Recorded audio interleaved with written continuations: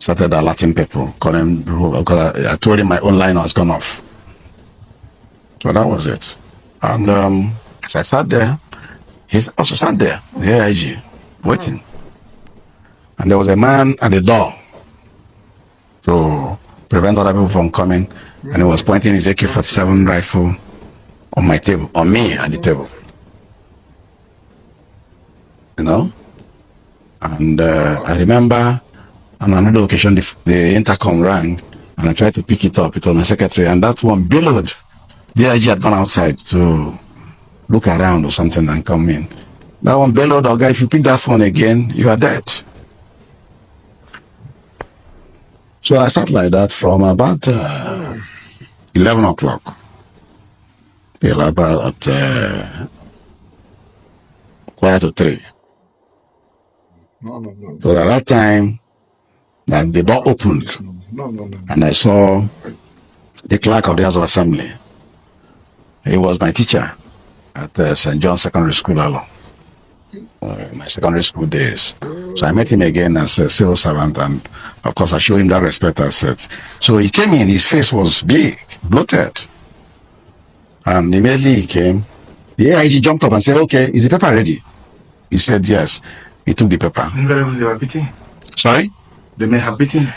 I don't know, but he came from the house, I think, Puffy, maybe he was crying.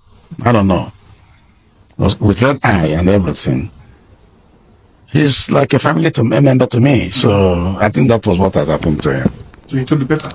So the man took the paper and served me one and took one. So I read.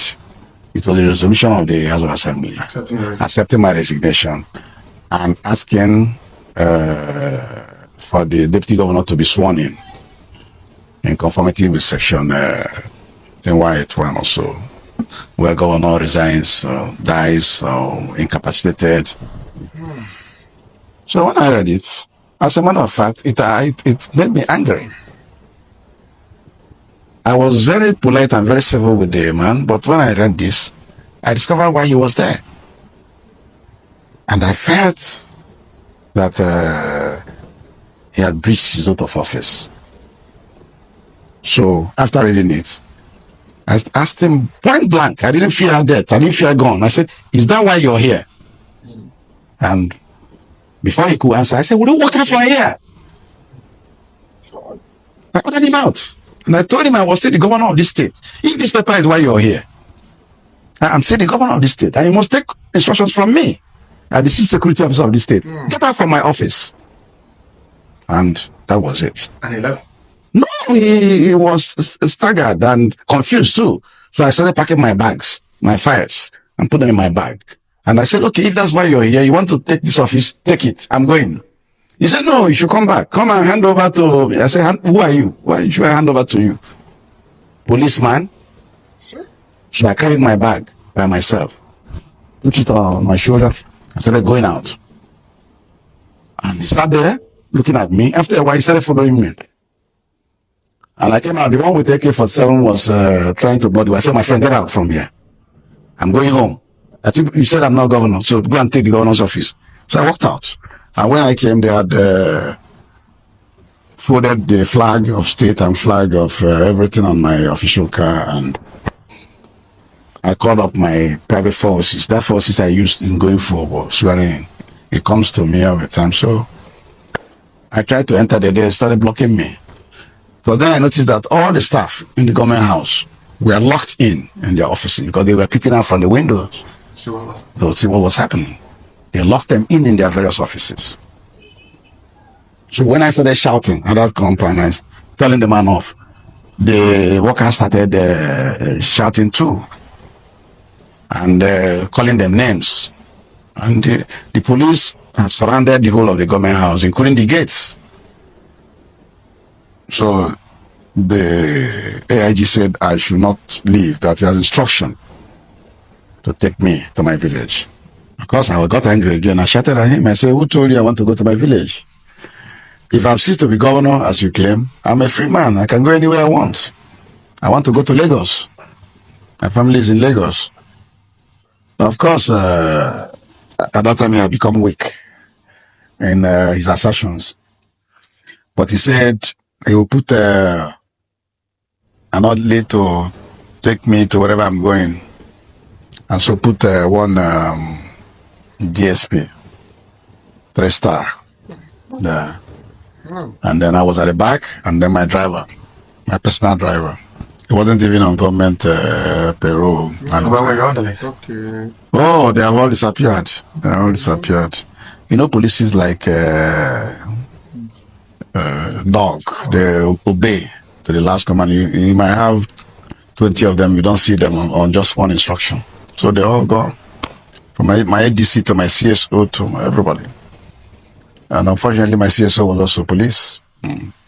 So on the way, I told It was just you and this. yes, with a heavy truck filled with number policemen following us. And of course, those who surrounded the government house were still there. They're taking positions there. Then on the way, I told my driver to the tour, to the hotel. The AIG was following us. And after a while, after we passed a place called Aroma Junction in Oka, he detoured to go to the State House of Assembly. At least maybe to tell them that the job had been done. Job accomplished. And we detoured and got to the hotel, Choice Hotel. And the truck followed us. When we got there, some mobile man came down and into the compound.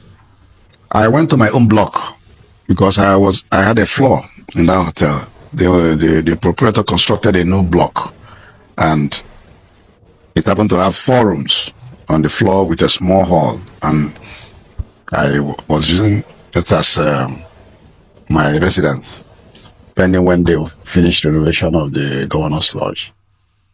So I got there and I wanted to go up with my PA, who was also following and who had run into the hotel too with me. They said no, that I'm the only one who will go up with them. So I said no, I will go up with you. My PA has to follow me to pack my things.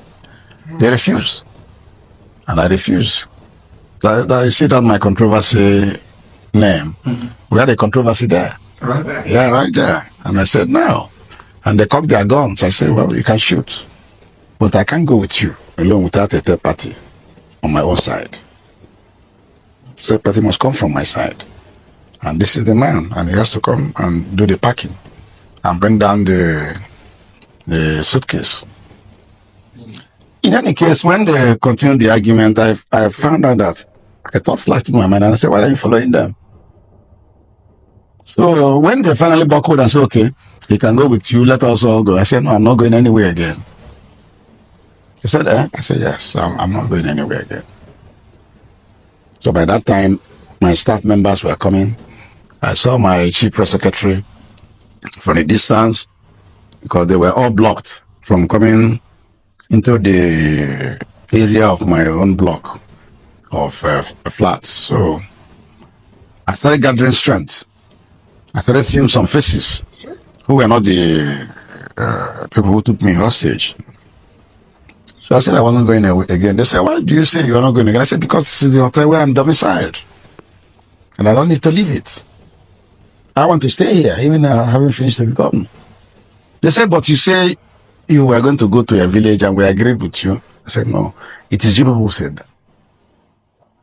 So I drew a chair, a plastic chair from one end of the compound there and sat down. And that was how the drama started again. It is the test handle of the drama. And as I sat there, I saw a traditional ruler who is my friend. We quarreled politically because he went and worked for Abga in the election. So Abga took me to court. So since I won the election, or I was sworn in, he doesn't talk to me, he doesn't come near me. And that was my first time of seeing Igwe Anupu of Umboku. So he walked past, even though I was his political enemy. I was a personal friend still. So he walked past the first time, and I saw him look at us with the side of his eye, and then passed, and then came back a second time to get a closer view.